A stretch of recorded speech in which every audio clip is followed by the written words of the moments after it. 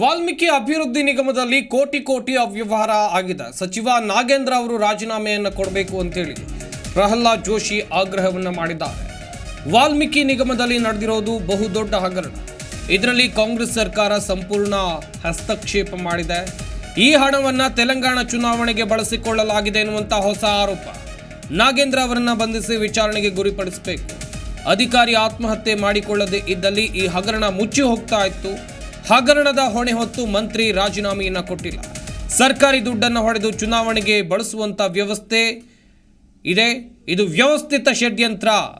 ಮುಖ್ಯಮಂತ್ರಿ ಸೇರಿ ಎಲ್ಲರೂ ವಿಚಾರಣೆಗೆ ಹಾಜರಾಗಬೇಕು. ಪ್ರಕರಣವನ್ನು ಸಿಬಿಐನವರು ತನಿಖೆ ಮಾಡಬೇಕು ಎನ್ನುವುದಾಗಿ ಜೋಶಿ ಒತ್ತಾಯವನ್ನು ಮಾಡಿದ್ದಾರೆ. ಸರ್ಕಾರ ಇದೆ ಅಂದರೆ ಒಬ್ಬ ಮಂತ್ರಿ ಕೂಡ ಇನ್ನೂವರೆಗೆ ರಾಜೀನಾಮೆ ಕೊಟ್ಟಿಲ್ಲ. ಆ್ಯಕ್ಚುಲಿ ನನ್ನ ಆಗ್ರಹ, ನಮ್ಮ ಪಕ್ಷದ ಆಗ್ರಹ, ಆತ ರಾಜೀನಾಮೆ ಕೊಡಬೇಕು ಮತ್ತು ಅವರನ್ನು ಬಂಧಿಸಿ ವಿಚಾರಣೆಗೆ ಒಳಪಡಿಸಬೇಕು. ಇದರಲ್ಲಿ ಮುಖ್ಯಮಂತ್ರಿಯಾಗಿ ಯಾರಿದ್ದಾರೆ ಅವರೆಲ್ಲರ ವಿರುದ್ಧ ಎನ್ಕ್ವೈರಿ ಆಗಬೇಕು. ಡೆಫಿನೆಟಾಗಿ ಇದು ಯಾವುದೋ ಒಬ್ಬ ಮಂತ್ರಿ, ಒಬ್ಬ MLA ಅಥವಾ ಒಬ್ಬ ಅಧಿಕಾರಿಯಿಂದ ಆಗುವಂಥ 187 ಕೋಟಿ ರೂಪಾಯಿ 187 crores ಈ ದುಡ್ಡು ಹೋಗಿದೆ. ಇದರಲ್ಲಿ ಯಾರ್ಯಾರಿದ್ದಾರೆ ಎಲ್ಲವೂ ಹೊರಗೆ ಬರಬೇಕಂದ್ರೆ ಮೊದಲನೇದಾಗಿ ನಾಗೇಂದ್ರ ರಾಜೀನಾಮೆ ಕೊಡಬೇಕು, ಆತನನ್ನು ಬಂಧಿಸಿ ವಿಚಾರಣೆ ಮಾಡಬೇಕು ಮತ್ತು ರಾಜ್ಯ ಸರ್ಕಾರದ ಯಾವುದೇ ಪೊಲೀಸ್ ಅಧಿಕಾರಿಗಳದ್ದು SIT ಇರಲಿ ಮತ್ತೊಂದು ಇರಲಿ ಇವ್ರು ಮಾಡಲಿಕ್ಕೆ ಸಾಧ್ಯ ಇಲ್ಲ. ಯಾಕಂದರೆ ಸರ್ಕಾರ ಅವ್ರದ್ದು ಅಧಿಕಾರದಲ್ಲಿದೆ.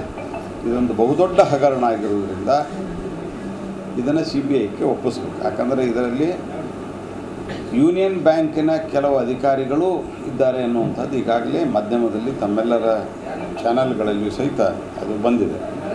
ಹಾಗಾಗಿ ಇದು ಸಂಪೂರ್ಣವಾದಂಥ ಪ್ಲ್ಯಾಂಡ್ ಸರ್ಕಾರಿ ದುಡ್ಡನ್ನು ಹೊಡೆದು ಚುನಾವಣೆ ಮಾಡಲಿಕ್ಕೆ ಮಾಡಿದಂಥ ಒಂದು ವ್ಯವಸ್ಥಿತವಾದಂಥ ಒಂದು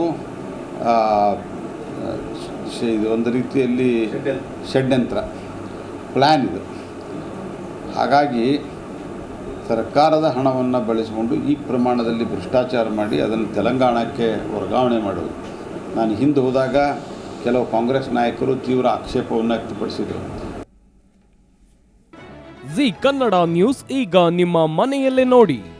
ಎಲ್ಲ ಕೇಬಲ್ಗಳಲ್ಲಿ ಈಗ ಲಭ್ಯ.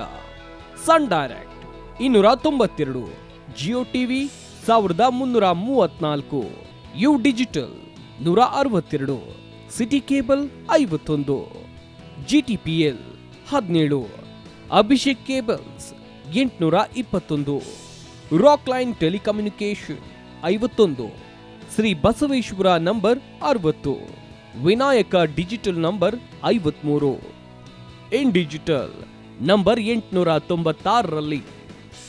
ನಿಮ್ಮಿಸ್ತದ ಜಿ ಕನ್ನಡ ನ್ಯೂಸ್ ನೋಡಿ ಆನಂದಿಸಿ.